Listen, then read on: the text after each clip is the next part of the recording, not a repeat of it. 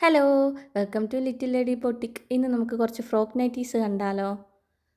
ഇതിൻ്റെ ഫ്രണ്ടിലായിട്ട് ഇലാസ്റ്റിക്കാണ് വരുന്നത്. Material cotton ആണ്. ബാക്കിൽ ടൈറ്റ് ചെയ്യാൻ വേണ്ടി ഒരു വള്ളിയൊക്കെ കൊടുത്തിട്ടുണ്ട്. നൈറ്റി ആയിട്ട് നമുക്ക് പുറത്തോട്ടിടാൻ ടോപ്പായിട്ടൊക്കെ ഇതിടാൻ കൊള്ളാമേ.